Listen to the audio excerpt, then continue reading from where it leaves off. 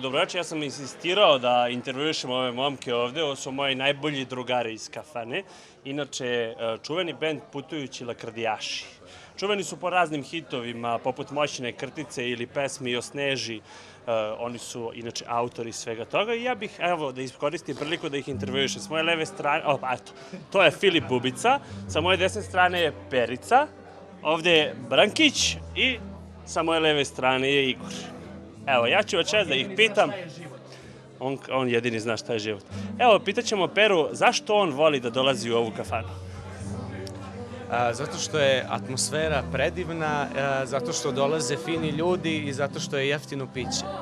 Petar laži. Pitaćemo Branka, on je iskreni. Branko, zašto ti voliš da dolaziš u ovu kafanu?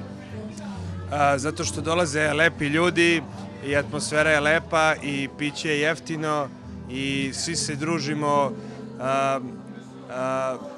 Kulturna je atmosfera jako. Kulturni smo ovde. Ja moram samo da naglasim da smo zaboravili da najavimo i Kvua, najveće klabera u gradu. On trenutno nije u mogućnosti da dođe pošto nešto radi kući. Pitaćemo i Filipa Bubicu zašto on voli da dolazi u Popins. Da. Neozbiljan, on je Miletov sin. I najveća zvezda među nama je Igor Simić, on peva u Loko bendu, inače Igor.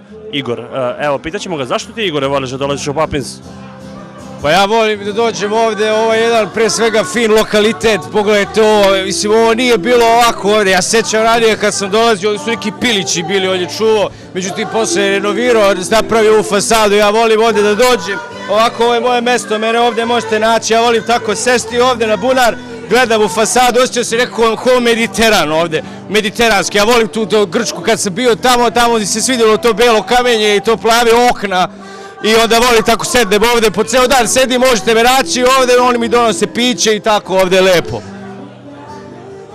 Hvala Igor, a sad malo ozbiljnosti, ljudi, hvala vam što ste sve ove godine ovde uz nas, pa eto, šta imate da izjavite za dnevnik? Pa još bar ovoliko pa ćemo videti kako ćemo posle. Filip, zvezda u usponu? Pa ja bi konačno volio da ti vratim taj dug koji imam u ovoj kafani i onda da ne nosim taj pritisak više na svojim leđima, jer sam primoran da dođem ovdje. Inače je jako poznato ovde po Mladenovcu da on ima veliki problem s pritiskom, pritisak mu je visok pritisak ima, malo pa zaglavi u hitnoj, i tako vode ga ove gazde kafana gde svira. Hvala vam ljudi, nego ja bih pitao Branka ovde najozbiljnije među njama i najstariji, naravno, gospodine Nikolajeviću, vi volite dolaziti u Popins, realno ja smatram da inače, bez šale sada, ovaj Popins je kao i svaka druga kafana u gradu, ali ja stvarno mislim da smo mi opasno dobri po tome, jedna psihološka kafana leči psihičke probleme ljudima. Šta misliš? Neozbiljni ste mnogo. Ovo je jedan od retko prijatnih lokala u ovom gradu, te preporučujem svakome da dođe ovde i da provodi ovde što više vremena, slobodnog naravno. Zahvaljujem. Možda je stvar neozbiljnih odgovora u stvari problem u neozbiljnom novinaru, pa ću ja pokušati da budem ozbiljniji sa momcima i da pokušam da izvučem neku validnu informaciju od njih. Filipe, zaista bez sve šale, dobar je jubilej, 4 godine, tebi nije prvi put da nastupaš ovde. Koji je razlog i da nastupaš i da dolaziš kao gost? Prvo, ovo je jedan autentičan lokal u gradu, više nema ni jedan lokal koji ima ovakvu priču, pre svega, opuštajuće maksimalno. Svirao sam tu dosta puta, stvarno je uvek atmosfera na vrhuncu i sve je mnogo dobro. Počeš i od gazde, preko kojim je mnogo dobar drugar, tu su kolege moje, konobari iz grada ovde, zaista prijatni ljudi. Volim dođemo ovde jednostavno. Ovo možda može da bude i dobra odskočna daska, Igore, ti bi možda i mogo da nam pričaš o tome ako pristaneš da budeš ozbiljan. Dakle, viđali smo tu raznim ulogama, doslovce ulogama, ovde večeras nastupaš, sad si u nekakvom backstage-u. Šta je to što Mary Poppins, za tebe znači zapravo? Što si ovde, što nastupaš, što izlaziš?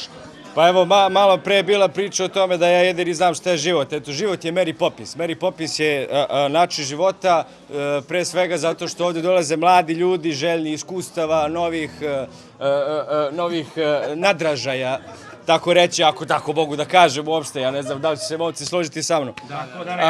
Ja sam ovde radio, gde nisam radio, ja ne znam ni sam, ali ja sam pre svega počeo tako što sam radio kao animator, ne za malu decu, ja sam radio karaoke, a ti što si lepo primetio, ja sam bio u nekim raznim ulogama, imao sam uloge, ja glumac sam inače po prirodi i Ništa nije slagao.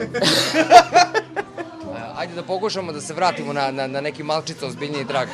Dakle, sam si rekao dosta uloga, jedna je i večeras. Koja je tvoja uloga večeras? Pa ništa, večeras smo došli eto, da proslavimo 4. rođendan ove kafane, da se podružimo tako sa drugarima. Večeras je jedna od retkih večeri kada možemo da budemo potpuno nenormalni. Ja vas neću vraćati na neki uslovno rečeno normalan put. Viđamo se prilično često i privatno i ovako oficijalno. Juče mi nisi došao na kafu, rekao si doći. Ispravit ćemo to. Mary Poppins, koji je tvoj razlog da si ovde? Pa koliko navika, ali navika iz onih nekih najboljih razloga, toliko i retki trenuci kad sam slobodan, uvek iskoristim da dođem ovde, jer ovde ima dosta ljudi koje poznajem i dosta kvalitetne muzike koja se sluša ovde, osoblje koje je jako ljubazno, tako da onako gomila kvalitetnih i pozitivnih stvari me drže da ovde dolazim i da sam stalni član već par godina unazad, sigurno. Mi smo rekli, zapravo znamo i što smo ovde. Mary Poppins slavi 4 godine od novog postojanja, ako je to ispravan izraz uopšte. Mary Poppins je postojao i pre toga. Igor reče, ovde dolaze mladi ljudi, sad zavisno gde stavimo granicu. Dakle, da li si bio ranije ovde i da li postoji ta neka veza između bivšeg Mary Poppinsa i ovog kakav je danas? Pa postoji...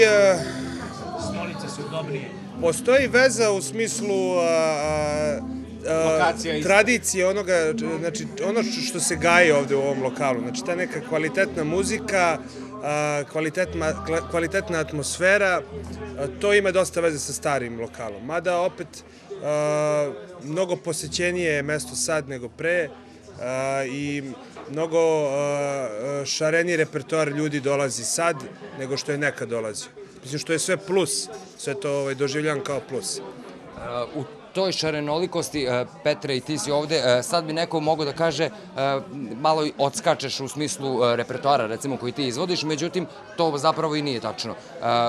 Koji je tvoj razlog i koja je tvoja veza sa Mary Poppins? Znaš kako, ja ne bih umeo da dodam nešto novo na ovo što su rekli moji drugari. Ja jednostavno volim dođem ovde, se lepo osjećam. Nekako, sad ne znam da li je to plus ove kafane, ali ja se ovde ne osjećam kao da sam izašao, a opet se lepo provodim i volim, tu su mi dragi ljudi, jeftino piće, dobar provod, a što se repertoara tiče, svakako se ovde sluša kvalitetna muzika koja god ona bila, kakav god to žanr bio, tako da sviđa mi se, jednostavno dolazim i uvek mi je lepo ovde, eto. U redu, momci, hvala vam. Sad smo, čini mi se, malčice vratili razgovor u neke ozbiljnije tokove. Slušat ćemo se večeras tamo na stage-u, a hvala vam što ste razgovarali sa nama u ime gledalaca televizije Mladenovac. Hvala. Dobro večer, ljudi. Dobrodošli na proslavu rođendana Mary Poppinsa i evo zvanično. Oko ponoći, po prijavi građana, zbog, kako je rečeno, preglasne muzike, u klub Mary Poppins došli su pripadnici policijske stanice u Mladenovcu. Ne samo ja, već sve moje kolege ugostitelji, nažalost imamo po nekoga ko nas prijavljuje stalno. Ja slobodno ću reći iz obesti nas prijavljuje. Mi imamo problem sa zakonom, plaćamo svoje doprinose. Svi ugostiteljski objekti u ovom gradu, bar oni u koje ja izlazim, ljudi s kojima se ja družim, plaćaju porez, prijavljuju radnike, vode računa i konkretno i korektno rade prema državi. Evo, čujete kolika je buka ispred Mary Poppinsa, mi trenutno imamo prijavu, meni je došla policija pre 5 minuta i zapretila mi da ću biti priveden na spavanje na 12 sati. Mnogo veći problemi u ovom gradu postoje od nas ugostitelja. Ovdje ima stotinak ljudi koji se jako lepo zabavljaju, jako se lepo provode. Vi čujete kolika je buka, ja pričam neometano sa vama ovde, ali eto, neko prijavljuje uporno i najverovatnije ću 12 sati večeras provesti u stanici. I tako je i bilo. Mladenovački policajci, zbog, kako je rečeno, preglasne muzike, u stanicu policije priveli su vlasnika Mary Poppinsa Slobodana Delića, a prisutne goste zamolila da se raziđu, čime se proslava rođendana lokala završila.